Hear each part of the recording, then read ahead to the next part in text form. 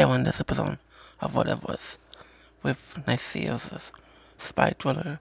It's basically the Winter Soldier film and Black Widow into one, and it's all meshed together. However, we have this from Peggy's perspective because it's not Rogers who has the shield here, and he's actually inside the Hydra Stomper. Last time we saw this Peggy and Natasha look at a crate then where Natasha said that someone was inside the suit, and now we understand that it's Rogers. However, the way she worded a little bit later in the episode was kind of confusing, as if he wasn't there, but he was.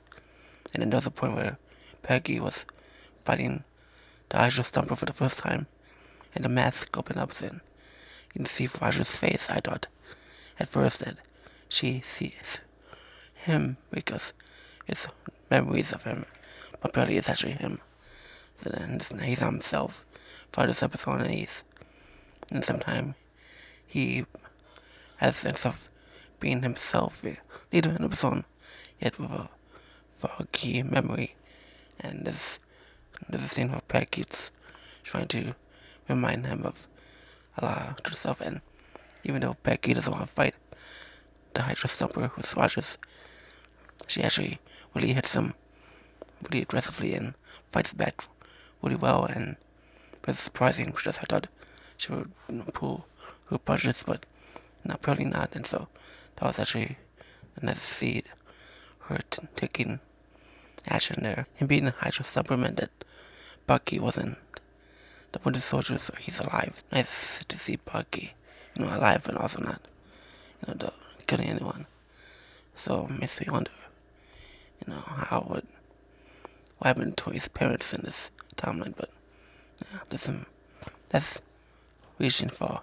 We see that the Avengers are fighting in 2012, and Janet Van Dyne is there, and Silver Hawk, and then however later in the episode. So in this episode, we have the conversation between Fury and Peggy, where they were talking about that Natasha knew about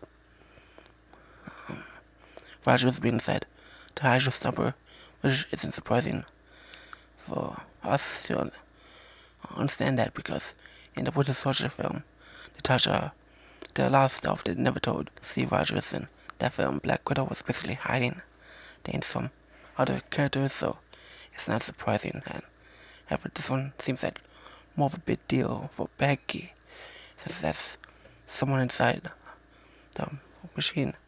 And as the Hydra Stomper is something that Howard Stark made and back then in the first season of What If.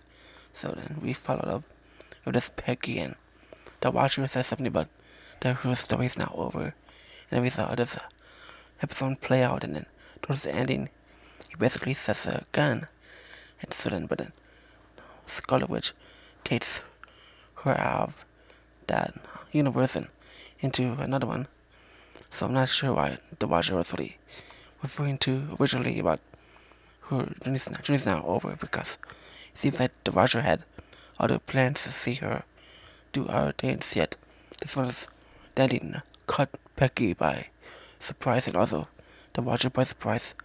And apparently is that sort of variant of Fury alongside Scarlet Witch, and it's amazing.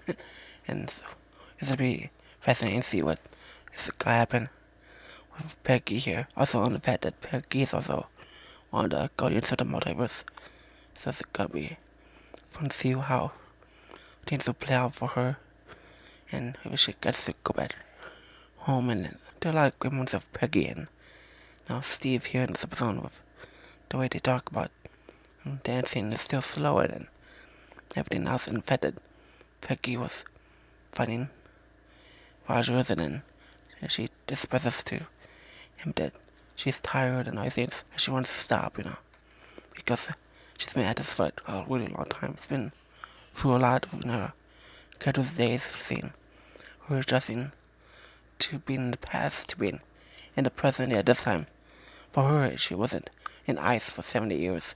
She jumped to the portal because of the What If multiverse stuff, so that she lived like her lifetime without being frozen. Now that I think of it, the fact that she wasn't frozen means that she, moved to the present. So it made sense why Sharon Carter was alive here.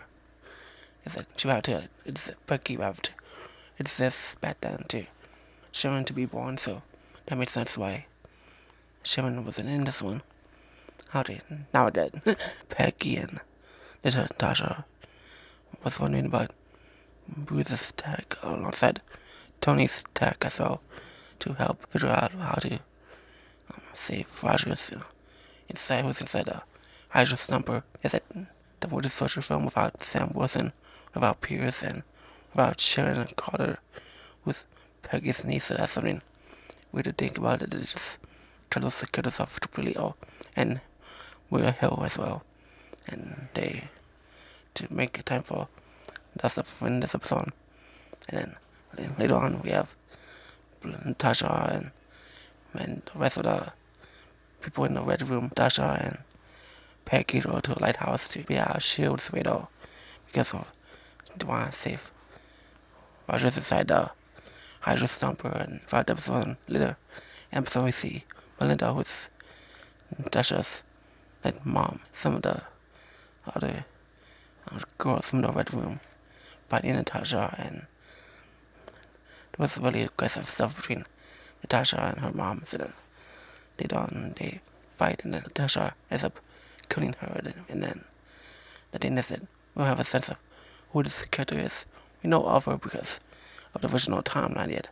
For this timeline is that we have no sense of Natasha's mom, so we don't have any attachment to Natasha's family roots here. So that's something weird to really think about how they approach that. Something about Black Widow is with Sister Yelena agree doing on a mission elsewhere, doing all this. And at first when watching this I was thinking about the Black Widow movie and thinking about the celebrities here, but they thinking about the timeline and all things of how things all within all this where Black Widow was in 2018, but this is set in 2014. However, this has Black Widow type of elements into it because of her in the Red Room and being introduced to her mom and stuff.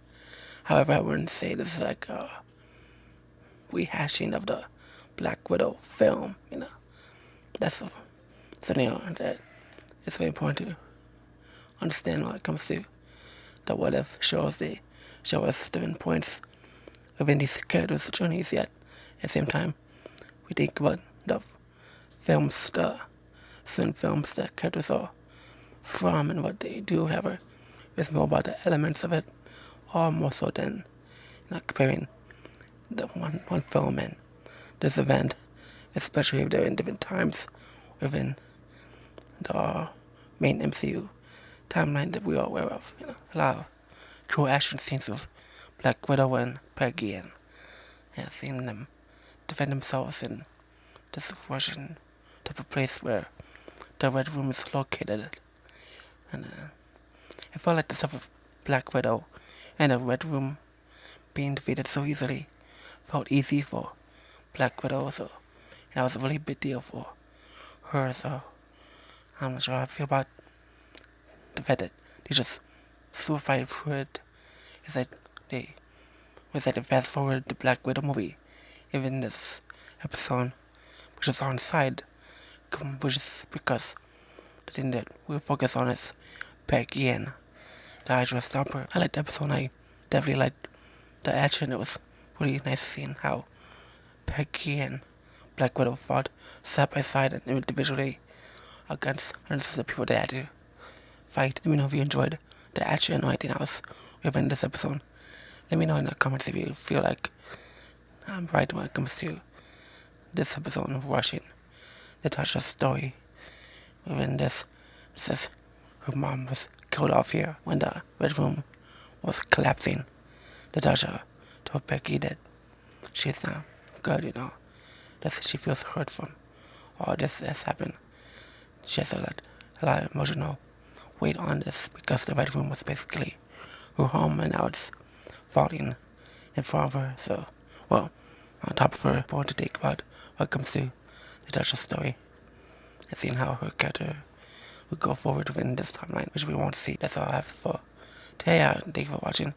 I'll see y'all tomorrow for this one.